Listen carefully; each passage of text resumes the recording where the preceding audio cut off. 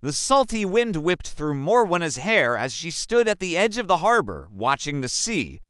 It was a wild Cornish winter day, the kind that made the seasoned fishermen of St. Ives batten down their hatches and stay far from the coast. Yet there she was, a young widow with fire in her eyes and purpose in her stride, determined to defy the wrath of the ocean itself. For weeks, the ghost ship had been haunting their dreams and their waking hours. The Drowned Maiden, they called it, a specter that loomed out of the mist, beckoning with eerie lights and a mournful song. Every full moon it returned, a phantom vessel captained by a witch who lured unsuspecting sailors to their doom on the jagged rocks below. Families stood helpless as the spectral ship enticed their loved ones to watery graves, leaving behind only shattered boats and a haunting melody that echoed through the cliffs. Fear had settled over the town like a shroud, stifling laughter and sealing doors against the night. Even the church bells, usually so boisterous in their song, fell silent for fear of attracting the attention of the ghost ship's siren call. For Morwenna, the dread was a familiar ache.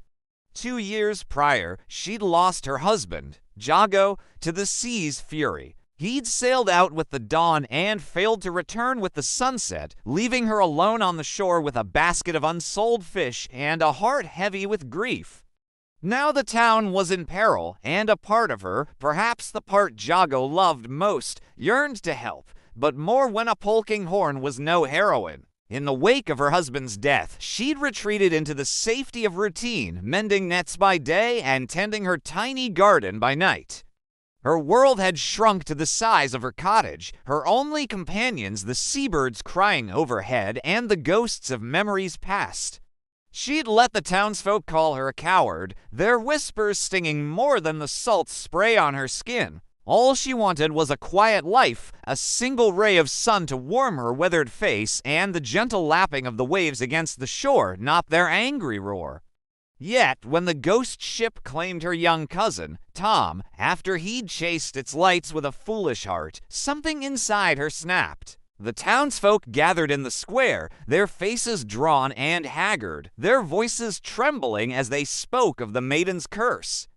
Hope seemed a luxury they could no longer afford. But Morwenna, her jaw set with grim determination, remembered tales her mother used to tell her of selkies, mystical creatures who could shift from seal to human form, and of their uncanny connection to the sea. Their blood, her mother had whispered, belonged to the ocean's depths, making them both its slaves and its saviors. And as she looked out at the churning water, a plan began to form in her mind. A desperate, dangerous gamble, but one that might just be their only chance.